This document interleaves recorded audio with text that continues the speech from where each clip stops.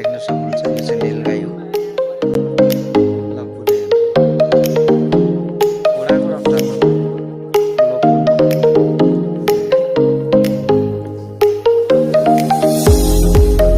समाएर जङ्गलभित्र गएर ल्याएको जिनिस होइन यिनीहरू चाहिँ सानैदेखि अब कति यहाँ 2-4 बच्चा यहीँ। नमस्कार, आज चाहिँ हामी दुर्गाभिटा वन सामुदायिक वन नेरे छौँ।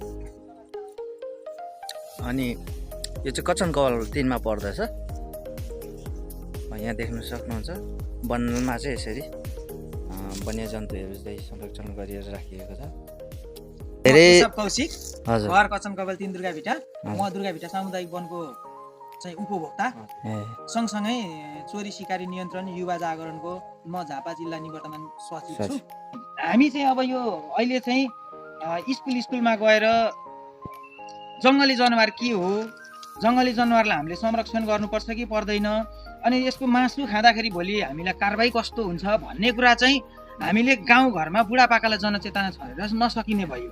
त्यो भइसकेपछि स्कुलमा गएर चाहिँ बच्चाहरूलाई चाहिँ त्यो कुरा सुनाइयो भने प्र्याक्टिकली घरमा त्यो कुरा घरको नानीहरूले आएर आमा बाबुलाई भन्यो भने त बुझ्छ नि भन्ने हिसाबले एउटा चाहिँ कार्यक्रमलाई चाहिँ अगाडि बढाउन पनि सोच बनाइरहेका छौँ। यो जङ्गली जनावरदेखि लिएर अब धेरै कुराहरू छ सर। यहाँ बोर्डरको छेउको जङ्गल हो, तपाईँको चाहिँ जङ्गलभित्र आइदिने बाहिरको त्यो बच्चा बच्चीहरू, स्कुल पढ्ने बच्चा बच्चीहरू आइदिने, विकृति फैलाइदिने धेरै कुराहरू भएको कारणले अलिकति अब हामी जतिको सचेत युवाले चाहिँ हामीले यहाँ केही गर्नुपर्छ भन्ने उद्देश्यको साथ हामीले सर्वप्रथम चाहिँ यो दुर्गाभिटा, यो नामैमा पनि त्यसै पनि एउटा दुर्गा एउटा भगवानसँग जोडिएको ठाउँ, यसलाई चाहिँ अलिकति यो दुर्गाभिटालाई चाहिँ अगाडि बढाउँ भन्ने उद्देश्यले हामीले यो कार्यको थालनी गऱ्यौँ।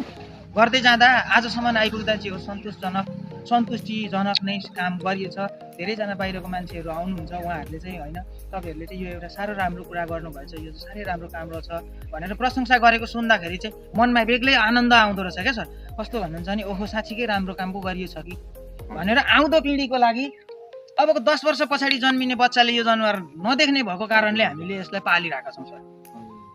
यो चाहिँ अब जलथल जङ्गलमा पहिले प्रशस्ति, अब अहिले मासिँदै न्यून अवस्थामा छन् यिनीहरू। तपाईको जङ्गली जनावर सकिँदै गयो जस्तै यो दुम्सी छ सर, यदाकदा हाम्रोमा अझै पनि दुम्सी छ, सालक छ, अनि तपाईँको बँदेल छ, अनि पुड्के बँदेल छ, एउटा सानो बँदेल हुन्छ मुसे बँदेल छ, अनि मुसे मृग पनि छ, अनि तपाईँको मयूर छ, बाँदर छ, ढेडु छ, सानो खालको यो निगाले यो चरी बाघ नि, चराहरू बाँसघारी हुँदै शिकार गरी खाने यो बाघहरू छ।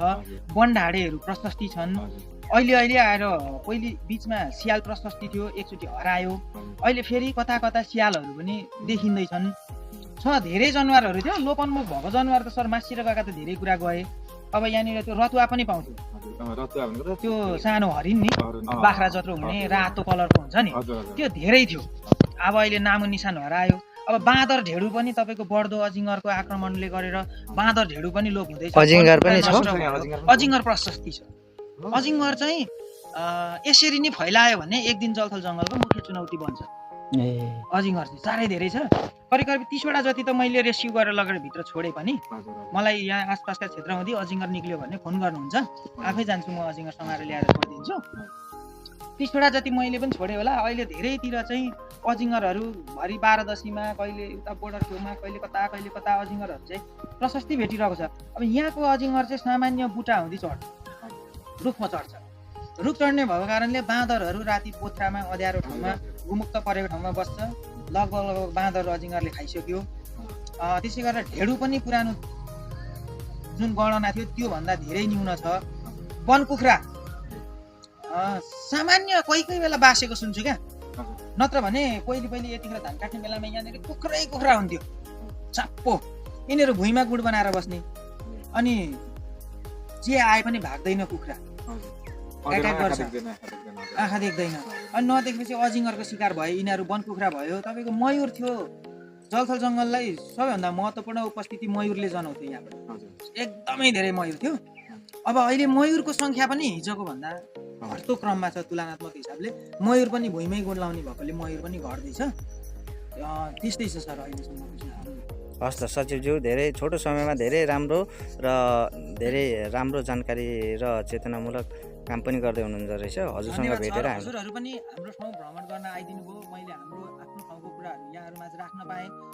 तपाईँहरूले मलाई एउटा जिज्ञासा राखिदिनु भयो। मैले त्यो जिज्ञासा अनुसारको चाहिँ तपाईँहरूले खोजे अनुसारको कुरा दिन सकिनँ, म त्यसको लागि क्षमा चाहन्छु। तर पनि हजुरहरू यहाँसम्म आएर मेरो यो भिडियो बनाइदिनु भएकोमा मुरी धन्यवाद। हस् त, थ्याङ्क यू।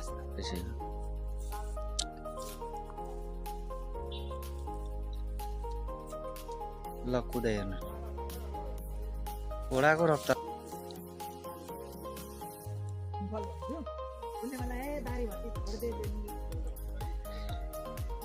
यहाँ देख्न सक्नुहुन्छ यो चाहिँ नीलगाई हो।